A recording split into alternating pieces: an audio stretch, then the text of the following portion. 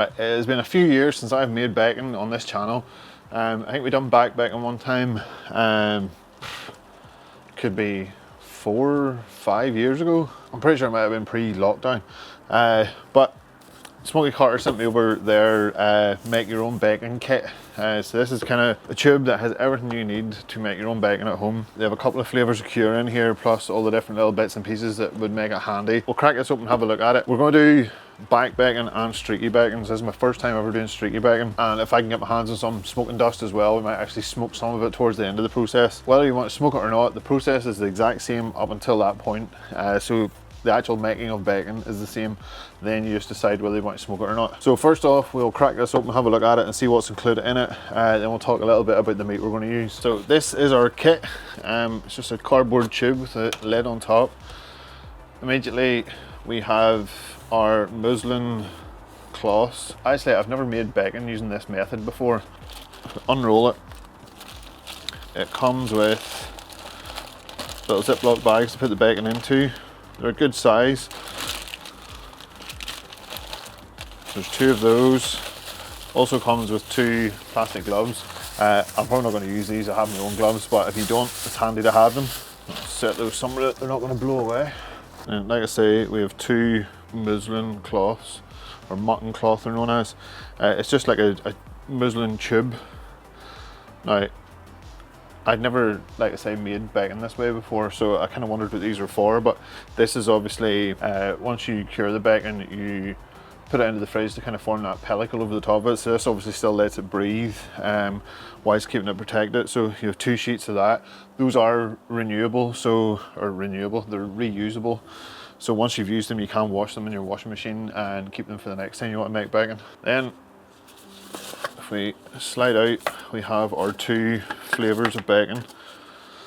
Cure, so one is smoked hickory, so it's kind of a reddy coloured one. Then we have fennel and lemon pepper. Kind of excited about this one. This one, to me, really sounds like a really nice bacon. So we're actually going to use this one on the back bacon, so it'll be smoked hickory, and then the fennel and lemon pepper will be the streaky bacon. You then have your little instruction manual. This is really laid out so well. It's detailed enough that you know exactly what's going on, but it doesn't go into the science behind bacon curing, which is probably for the best because it might put you off it. So there's a list of everything that's in the kit. There's a list of other items that you might need. Obviously you need meat. And then we have the instructions down here of the process that goes through. So we're going to follow this method to make it. It is slightly different than the one I used previously, but I think it'd be good to give this one a go. Okay, so the kit comes with enough cure to cure 4 kilograms of bacon. So you can do them in different batches if you want. Only use half at a time, do a kilogram at a time. I'm just going to do it all at once. However, I'm going to cut these in half, so it's 4 1 kilogram pieces. That way, once I come to it, if I decide I only want to smoke half of it, I can, and leave the other half unsmoked. It just gives us a little bit more options. Plus, it's easier to do them cut with smaller chunks and fit them into my fridge rather than doing big chunks. So for our meat, we have visited Hillstown Farm Shop again. I've got 2 different ones here. So we have our lovely loin of pork, which has really nice eye meat on it. So that's going to give us really nice slices, kind of breakfast slices. This is one I've done before, but I'll be interested to see what that hickory smoke's like on it. I've never done that kind of flavour on it. The other one we have then is our belly. This is completely new to me. I've never tried belly before. It's a nice chunk of belly. There's plenty of meat on it here. Towards the middle, it gets slightly sort of thinner. There isn't quite as much meat on it. That's just the way things go with streaky bacon. You can try and pick the nicest piece of belly that you can, but I think it's still going to be quite nice. I kind of have an idea of doing half of this into streaky slices, and then if there is a thinner patch, I might cut that up and make it into lardons, just to use in different recipes as well. So you can switch up what you want to do with it, but we need to make it into bacon before we can ever make it into lardons. So with our belly, our slices are going to go this way, so I want to cut this in half into 2 chunks and get it into the bags. So both of these chunks are 2 kilograms a piece, so if I go in the middle, it should be pretty close. Whilst it does need to be accurate, I'm not going to beat myself up. There's a few grams either side. It should all still work out in the end. I'm going to put a glove on, or 2 gloves on. I'm going to mark about halfway. Pretty close. If you're ever in IKEA, I highly recommend their Ziploc bags. They have a double seal across the top of them. They work so well. I've never had one burst open on me and make a mess. So cut straight down the middle.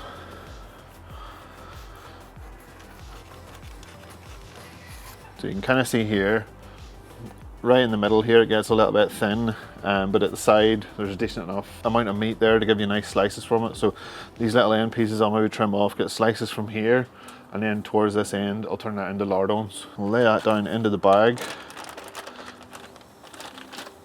Yeah, I don't want to cut it up, I want to leave it flat so that the full area of the meat will be in contact with the cure. So same for this one here. So I'll take one glove off so I'll have a clean hand, and I'll bring in my scales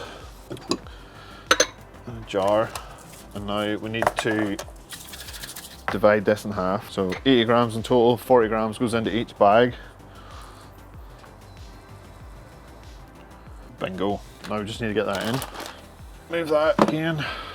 Now we need to get, I'm going to put half of it in one side, flip the bag over and put half in the other side. Flip it over, half in this side. I'm going to seal the bag up. I haven't pressed all the air out of it yet because I need to start moving it around, get everything coated in that cure. Once you're happy everything has been tossed around enough that everything's covered well, you can crack a corner and just get as much of the air out of the bag as you can. So move it all to one side.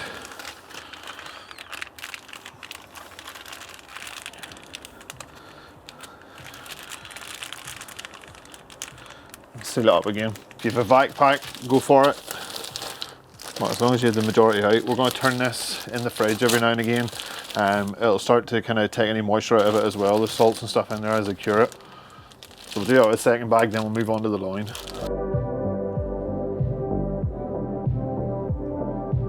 Right, as Bon Jovi would say, we're halfway there. On to the back bacon. So again, we're going to go about halfway. This is all going to be slices, so we're not going to lard on any of this. We're going to get nice big eye slices out of this. So we'll just take that in half. Lovely slices of bacon out of that one. Okay, into the bags. So once again, two separate bags.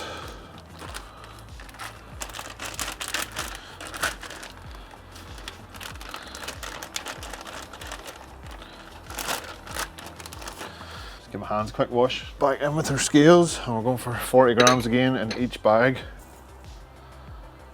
Bang on. In we go. Seal the bag, give it a mix. The reason a vacuum packer is really good is because once it pulls all the air out, it creates a vacuum inside it which pushes all that cure and stuff into the meat. I don't have one, I've never had a vacuum pack, just you do the poor man's version, squeeze the air out. Right, same again with the next bag. So there we have 4 kilos of glorious bacon ready to cure. So according to our instructions, put them into the bags, put them in the fridge, leave them undisturbed for 2 days. Then we come back and turn the bags over. That's really just to make sure that everything cures evenly. If it's lying and all your cure has kind of gone to the bottom of the bag, if you flip it over, then it will work its way back down again, curing evenly. Maybe not quite as big a deal on streaky bacon because it's so flat, but definitely for the likes of our loin, you want to make sure that cure gets right to the middle of it. So after 4 days in the cure, you'll notice your meat is slightly firmed up. Put on a glove, remove from the bag and rinse the pork under a cold tap. So 4 days, 2 days we turn it, leave it for another 2 days, then we come back and get rid of the cure. At that point then, I'll do another video clip. So we're on Sunday now, Monday, Tuesday, Wednesday, Thursday.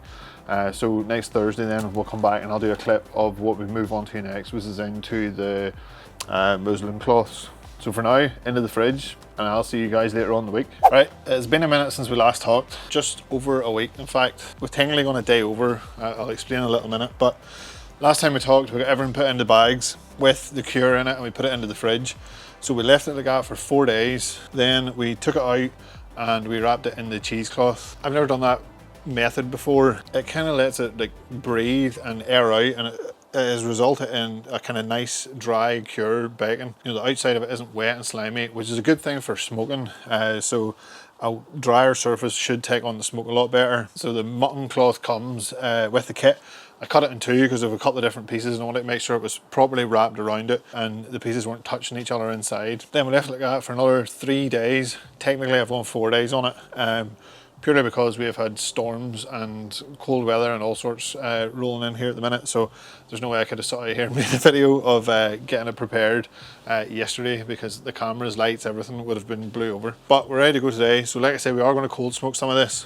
I'm going to take one of each and just keep them off to the side, and I'm going to use them just as our unsmoked ones, so they'll just be as they are, and then it'll give us a little bit of a comparison. So I have a couple of Ziploc bags here. I'm not going to slice it now because I want to slice them and cook them all at the weekend. So I'll label my bag just with what they are. So I'll take one of each, put them in. This bottom one looks slightly nicer, so I'm going to keep it for sliced smoked bacon.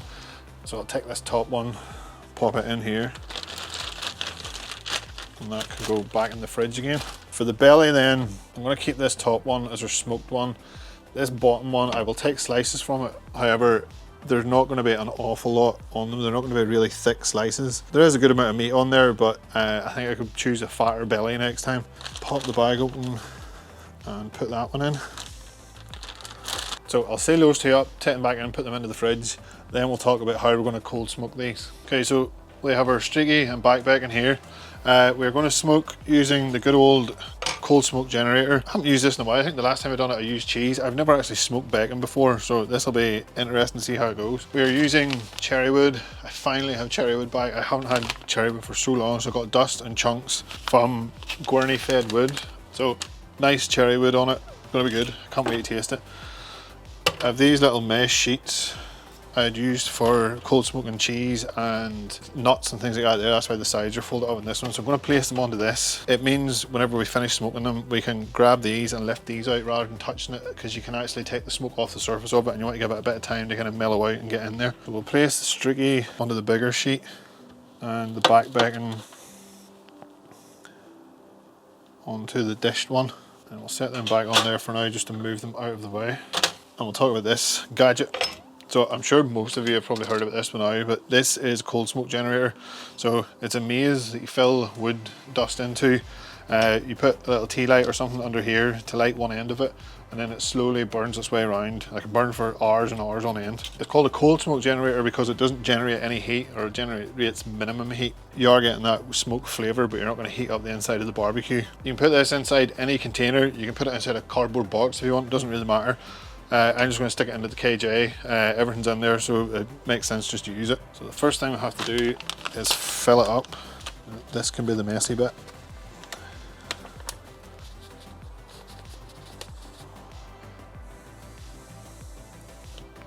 The secret to getting a nice long smoke out of this is to make sure that there is nowhere that the smoke can jump across the maze.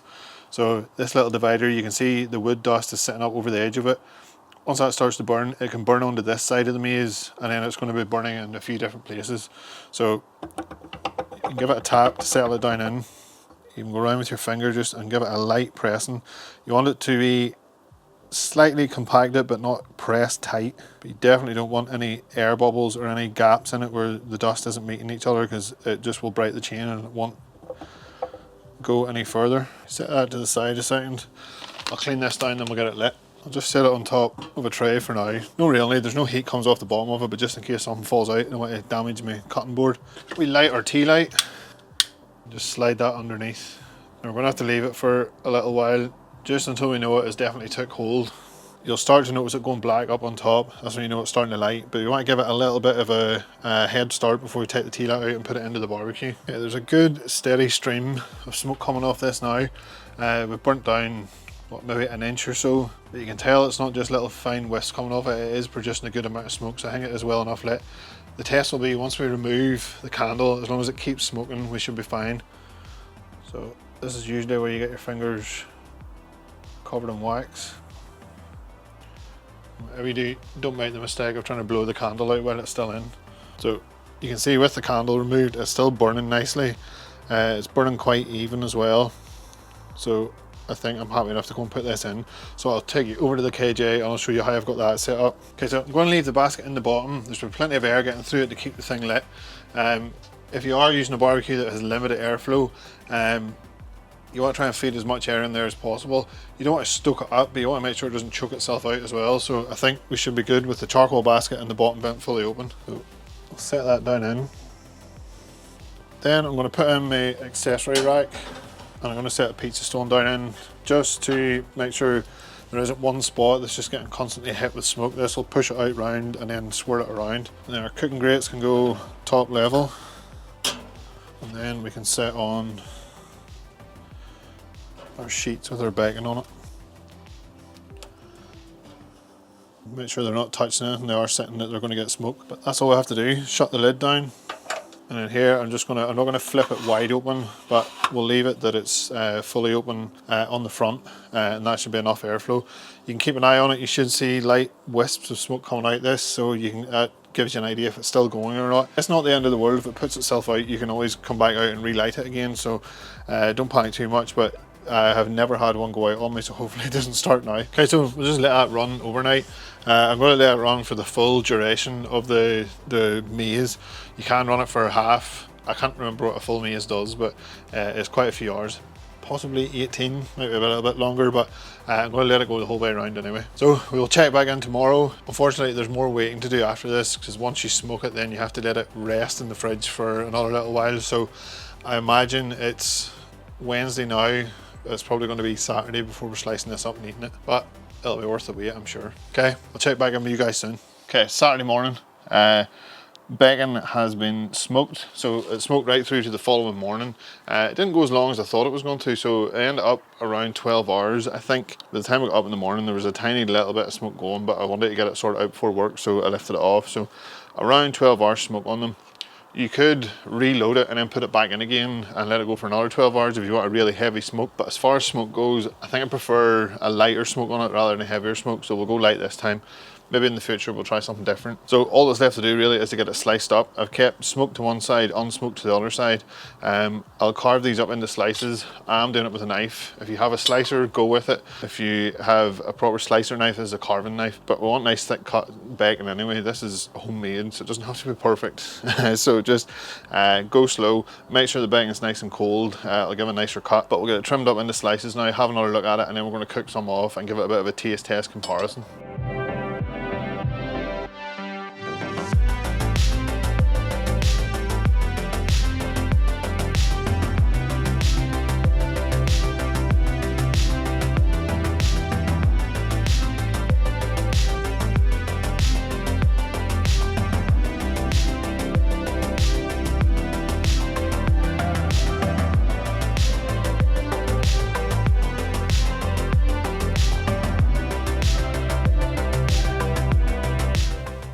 Okay, I'm pretty happy with that. We got a good few slices out of each of them. The streaky was obviously much easier to slice than the bacon was.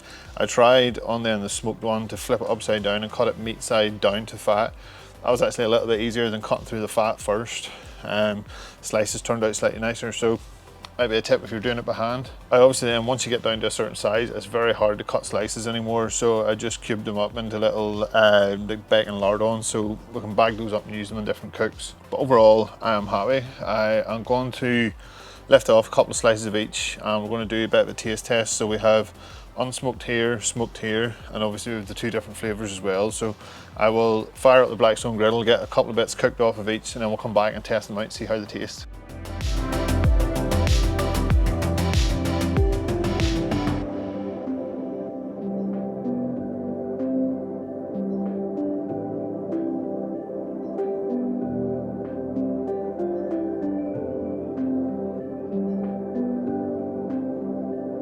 Alright, it is bacon time. I've never felt so hungry for bacon. So, smoked on the left, unsmoked on the right. We'll start with the streaky, and I'm going to go unsmoked first, just so the smoke flavour doesn't linger from this into this one. Not that we're being that scientific about it, but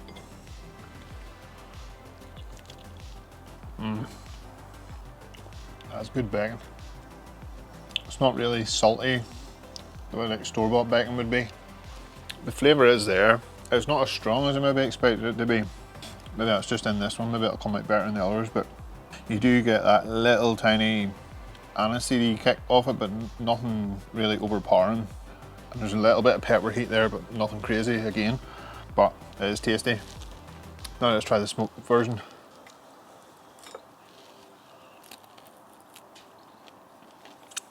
Yeah, the smoke flavour is nice off that. Yeah, overall, definitely prefer the smoked than that.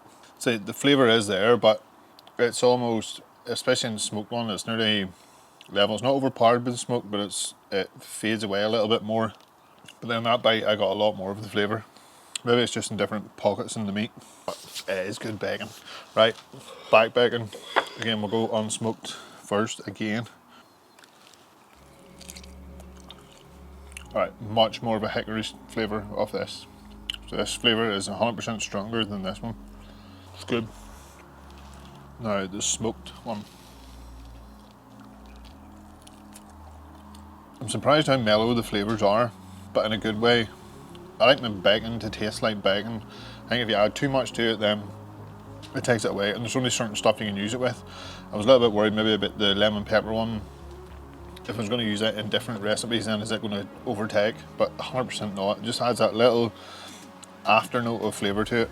Same with the hickory. So overall, I don't think making your own bacon is something you do to save money. You're never going to be doing it on the scale big enough to save money and just buying it in the stores. The end product is 100% better than what you would buy in supermarkets. If your butcher's doing it themselves or making their own bacon, chances are they're doing a pretty good job of it as well, and it's good thick cut bacon. You make it at home more for the process of it and knowing that you've it's been nearly a 2-week process by the time it's been smoked, etc. All the different steps are done, and now at the end of it you have your finished product, and that's what it's all about. So definitely check out Hillstown Farm Shop. That's where I got the meat for this, and if you want to give your own bacon a try, you can order online with them. I'll leave the link in the description box below. And then obviously I'll leave the link to the bacon making kit from the Smoky Carter. I've never dabbled with making my own cures. I don't trust myself to measure everything out properly. So it's nice to have the simple instructions there and everything you need in one kit to do it. I would definitely use them again. So check all the links in the description. If you like this video, please give it a thumbs up. If you haven't already, subscribe to the channel. I'll see you guys in the next video, which will hopefully not take 2 weeks for me to make.